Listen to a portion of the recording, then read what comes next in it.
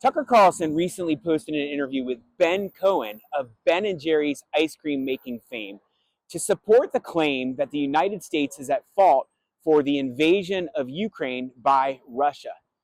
It was a clever way to support a narrative that Tucker supports because Ben Cohen is a liberal Democrat and a supporter of Kamala Harris. I'm David Tafuri, and I'm here in Kiev to help Americans better understand what's happening in Ukraine. Before Tucker was fired, I went on Fox News Channel with him many times to debate foreign policy and national security issues.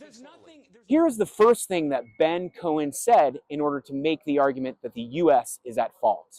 Starting with the end of the Cold War, there was a promise made to Russia that kind of in exchange for, I think it was taking down the wall in Germany, that we're not going to expand NATO eastward. Yes. And I think it was James Baker, the Secretary of State, that made that promise. This is the crux of the argument that Ben makes for why the invasion of Ukraine by Russia was justified.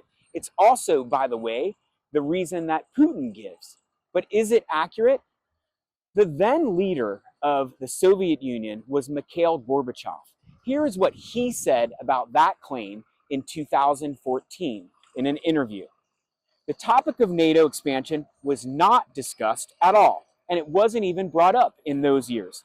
I say this with full responsibility. Not a single Eastern European country raised this issue, not even after the Warsaw Pact ceased to exist in 1991. Western leaders didn't bring it up either. In other words, there was never a promise by NATO or the NATO countries to the Soviet Union that NATO would not accept more countries from Eastern Europe.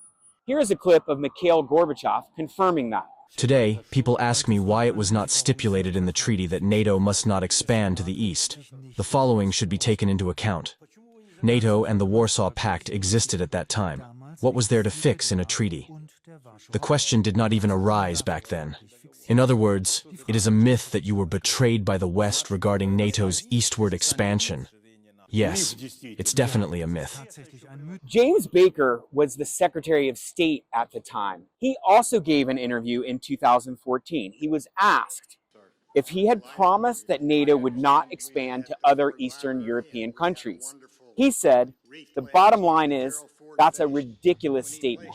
Why is it so ridiculous? Because those negotiations that Ben is talking about over the reunification of Germany were actually put into a treaty that the Soviet Union signed in 1990, along with West Germany, East Germany, the United States, France, and the United Kingdom. And nowhere in that treaty, in its writing, does it say anything about NATO not expanding to Eastern European countries. In fact, it's completely silent on the issue. So who should you trust on that issue? The then leader of the Soviet Union, Mikhail Gorbachev, and the then Secretary of State of the United States, James Baker, plus the text of the treaty they all signed, or Ben, the ice cream maker? Their feeling is, if we just let Russia go and have its way with Ukraine, that, they're going to be next. Of course. And I don't think there's any truth to that. I think, clearly Putin is not doing very well, invading one country. I don't think he's looking to go invade another one. So this is Ben's next argument. He says that because the invasion of Ukraine is going so poorly for Russia, of course it doesn't want to invade other countries. What he fails to acknowledge is that one of the reasons it's going so badly is because the US and NATO have provided Ukraine with the weapons and support that it needs to defend itself, which is what he's actually against. I agree with that. It's not, praise of Putin to note that there's no evidence he wants territorial expansion. Then Tucker says there is no evidence that Russia wants territorial expansion. Let's see. In 2008, Russia invaded the country of Georgia. In 2014, it annexed Crimea. In 2014, it also invaded the eastern part of Ukraine. In 2022, it invaded all of Ukraine. In 2024, it announced that it wants to expand its Baltic Sea borders with Lithuania and Finland. That sounds like territorial expansion. I'm walking next to the Russian embassy in Kyiv, Ukraine, which is closed now because it was evacuated the day before the invasion in February 2022.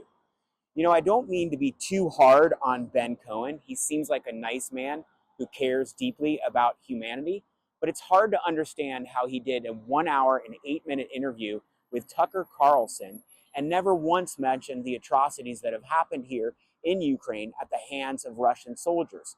This includes more than 12,500 civilians who've been targeted and killed inside Ukraine. That's according to the United Nations. It also includes thousands of women who have been raped by Russian soldiers, according to the New York Times. And it includes more than 19,500 children who were abducted by Russia from Ukraine and taken to Russia, which was such a heinous crime that the International Criminal Court at The Hague indicted Vladimir Putin for war crimes because of it. Think of it, 19,500 children. As for how Tucker gets his views, he recently said he never reads the news. He only gets his information from talking to people. We know last year he went to Russia twice, once to sit down and talk to Vladimir Putin, and another time to talk to Russian Foreign Minister Sergei Lavrov.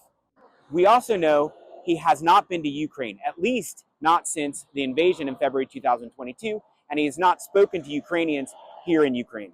I'm not pro-Putin. Almost 3 million people watched Tucker Carlson's interview with Ben Cohen. If he had done even a little bit of research into the historical facts underpinning Russia's invasion of Ukraine, he might have better informed all of those viewers, and certainly would not have suggested that Putin's decision to invade Ukraine was America's fault. We will have more reporting from inside Ukraine soon to help viewers understand the war. If you found this informative, please follow me at David Tafuri on YouTube.